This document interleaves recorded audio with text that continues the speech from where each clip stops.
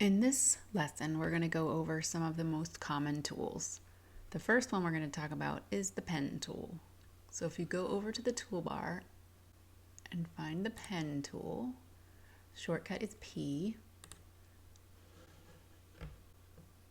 And if you want to just make straight lines, all you have to do is click and let go. Click and let go, click and let go. If you want to close the path, just come back to your original anchor point, and now you have a closed shape. It's made up of paths, anchor points. You can see all those. So if you go to your direct selection tool or hit A, then you can customize your shape. Just select it, and you can then select an anchor. You can select a path and adjust it however you want.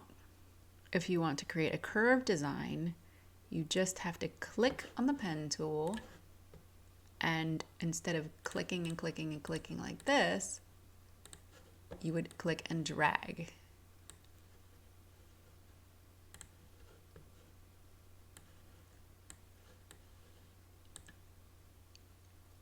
And you can see where you can start to create really abstract shapes. You can adjust all of these using that direct selection tool, or A, and you can adjust the paths or the handles and so on. Let's go ahead and delete these out of the way and talk about another handy tool, which is the curvature tool right under the pen tool. If you select that, it is pretty much what it sounds like. It's better for curves. If you click and then click again, you'll see that you immediately get a curve. And you can just keep going, swing back if you want it to go back the other way. And when you are done, if you don't want to connect it to make it a closed path, which would make it done, if you want to make a path that's not closed, then what I do when I'm done with my path is I just hit V, and that stops and goes back to select it.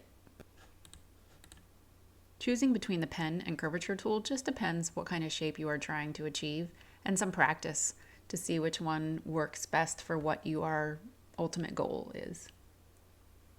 One cool thing about the curvature tool is you'll notice if you select an item and you go back to the curvature tool, it will pick up where you left off. So if you wanted to add on to it,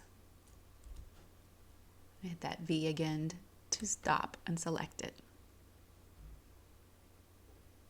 There are some shortcuts and more advanced options you can learn when using these two tools, but for now, experiment with holding down the Shift key and seeing how that impacts each of these tools.